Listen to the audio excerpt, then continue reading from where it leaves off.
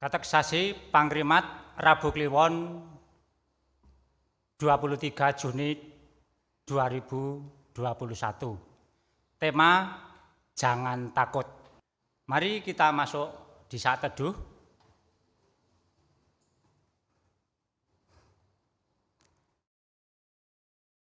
Saat teduh selesai. Selamat berjumpa lagi di tengah kasus COVID-19 yang makin mengganas. Jangan lengah, tetap waspada, dan selalu pergunakan 3M, mencuci tangan, memakai masker, dan menjaga jarak. Semoga yang sakit segera dipulihkan. Terima kasih masih setia hadir bersama kami. Kiranya kesetiaan saudara hanya Tuhan yang memberi berkat. Mari kita memasuki saat teduh 30 detik.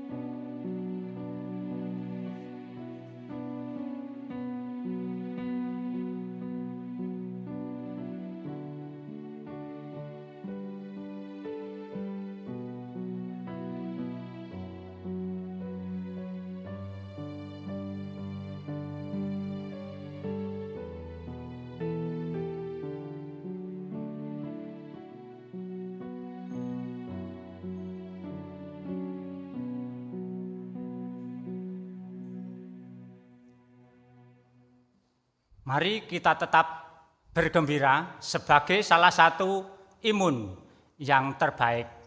Baik sakit, sedih, susah, jadikan pujian pada Tuhan sebagai obat. Mari kita memuji Tuhan dengan Kidung Jemaat 408 baik ke-1 dan ke-2. Di jalanku, ku diiring.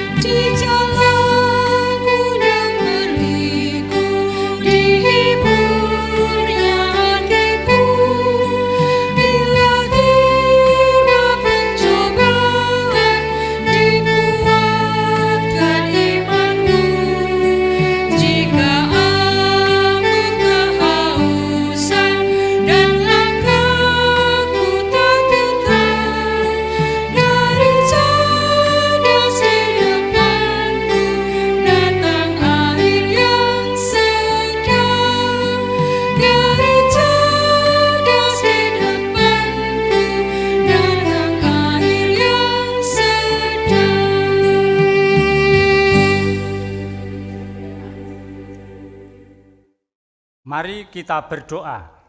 Bapa yang dipermuliakan, kami menghampirimu seraya memuji kebersamaan-Mu atas segala nikmat yang Engkau berikan pada kami. Baik nikmat sempat, nikmat sehat, nikmat sakit, nikmat berkat, sehingga pantaslah kami memuji Engkau dan bersyukur atas perbuatan-Mu.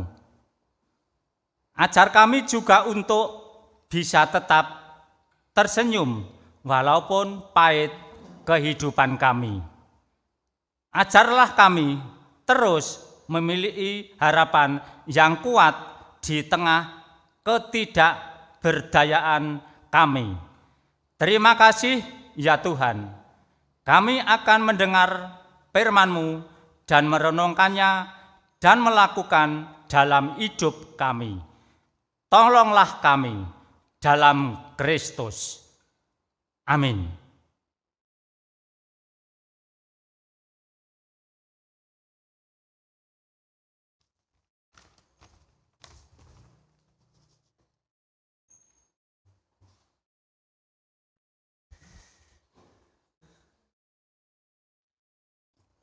Sama-sama kita akan membaca firman Tuhan dari Injil Markus pasal 6 ayat 45 sampai dengan 52 yang demikian. Sesudah itu Yesus segera memerintahkan murid-muridnya naik ke perahu dan berangkat lebih dahulu ke seberang, ke Betsaida. Sementara itu ia menyuruh orang banyak pulang. Setelah ia berpisah dari mereka, ia pergi ke bukit untuk berdoa.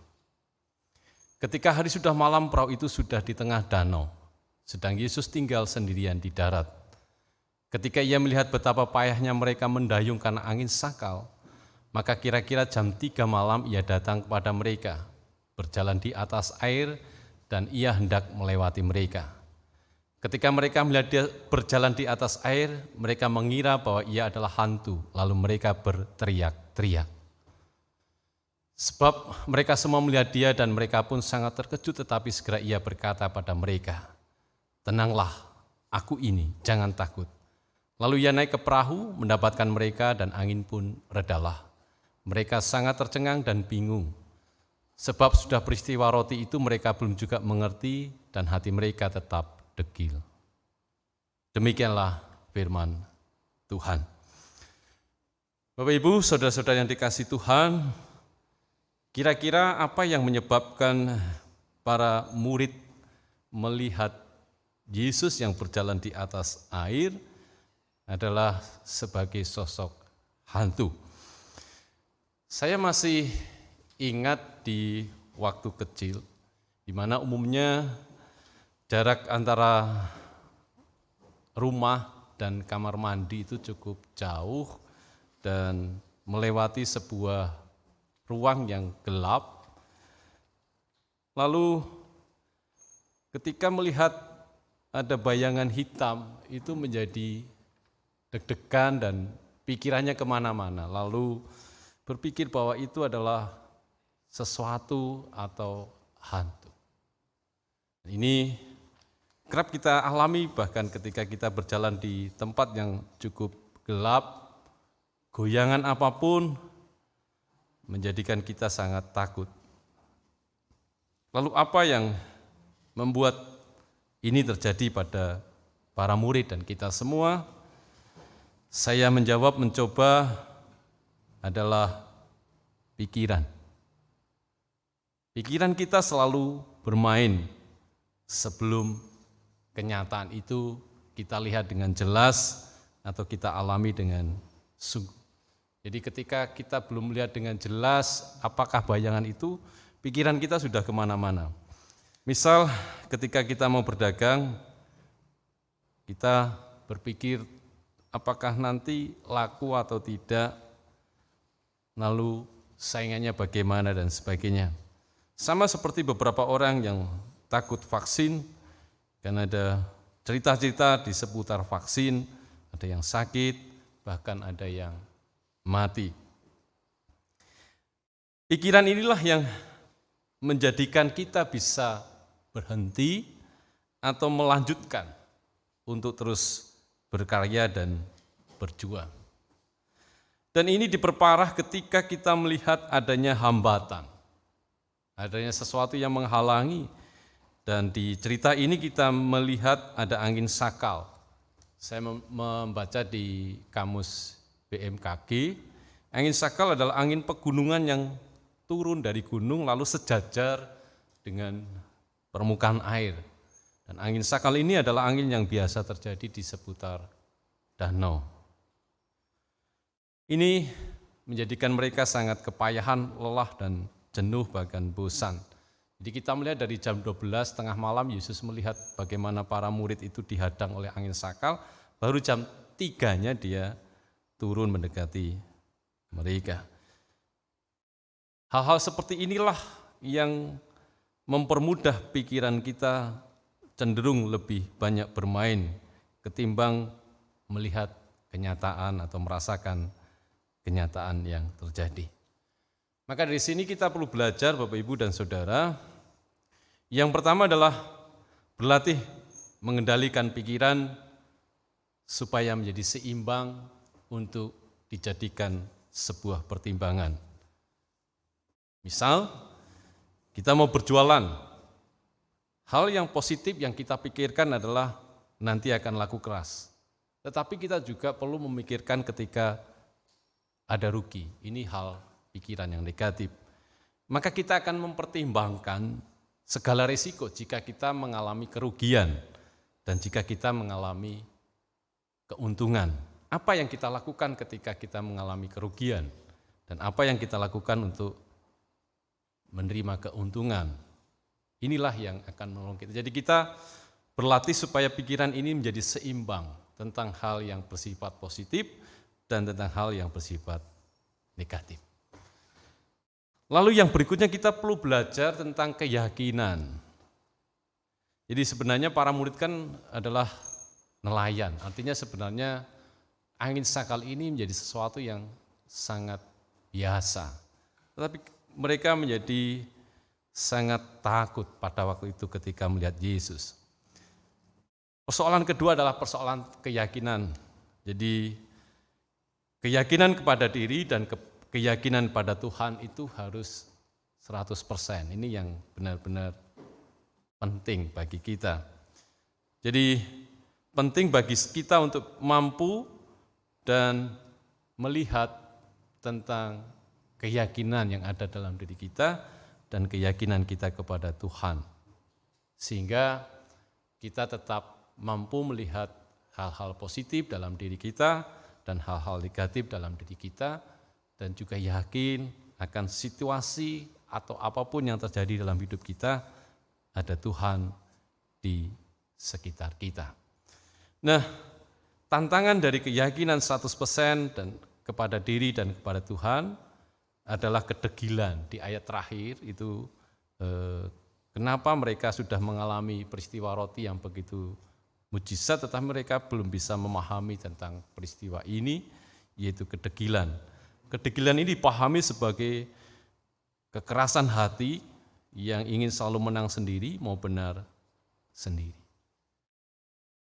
Ini bertentangan dengan kerendahan hati. Keyakinan ini, untuk memulai keyakinan ini diperlukan kerendahan hati bahwa kita bisa karena Tuhan dan kita bisa karena orang-orang yang ada di sekitar kita. Jadi bukan hanya karena kita memang bisa, tetapi kita juga harus memiliki kerendahan hati bahwa kita bisa karena Tuhan dan kita bisa karena orang-orang yang ada di sekitar kita yang selalu mensupport kita, mendukung dan mendoakan kita. Yang kedua, dalam kerendahan hati ini pula juga diperlukan sifat keterbukaan terhadap segala perubahan dan kemungkinan. Jadi Bapak Ibu yang dikasihi Tuhan, perubahan yang dialami saat ini adalah era digitalisasi. Saya membaca postingan-postingan di IG di mana pada saatnya nanti kendaraan bermotor akan menggunakan sel sebagai bahan bakar. Dan ini juga menjadi tren di masa yang akan datang. Inilah yang harus mengubah sekolah kejuruan untuk mulai membuka diri pada jurusan-jurusan tentang elektro, jurusan-jurusan tentang sel, tentang baterai. Karena di saat-saat yang akan datang, bahkan hari ini, sekian persen pekerjaan pabrik itu dilakukan oleh mesin, robot atau elektro. Dan ini ke depan menjadi sebuah tren yang masih terus berlangsung. Ini perubahan yang harus kita pahami, yang harus kita terima dan harus kita siasati. Maka diperlukan kerendahan hati dan keterbukaan terhadap segala kemungkinan. Karena tren akan selalu berubah di setiap waktu dan setiap saat. Kiranya Tuhan menolong kita untuk dapat mengelola, mengontrol apa yang ada dalam pikiran, dan mencoba memulai keyakinan terhadap diri dan kepada Tuhan 100% dengan diawali kerendahan hati dan keterbukaan. Kiranya Tuhan menolong kita. Kita masuk pada saat teduh.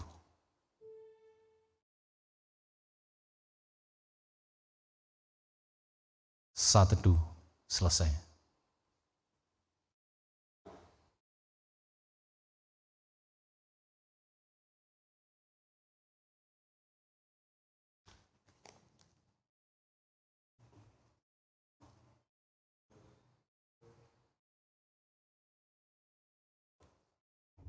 Bapak, Ibu, dan Saudara yang dikasihi oleh Tuhan Yesus Kristus, marilah kita berdoa.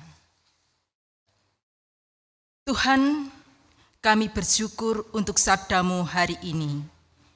Biarlah kami memiliki kerendahan hati dan keterbukaan sebagai kunci kami menghadapi kenyataan hidup secara bijak dan benar.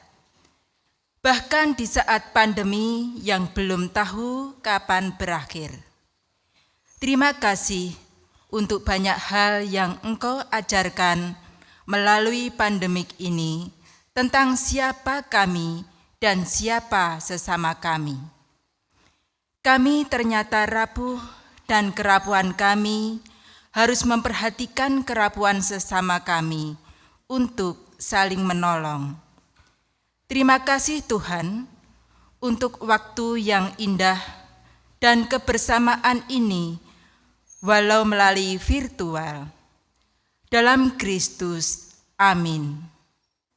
Bapak, Ibu, dan Saudara yang dikasihi di dalam Tuhan Yesus Kristus, marilah kita memuji Tuhan untuk menolong kita, memiliki ketenangan hati dalam situasi dan keadaan apapun melalui Kidung Jemaat 410 bait pertama dan yang kedua, tenanglah kini hatiku.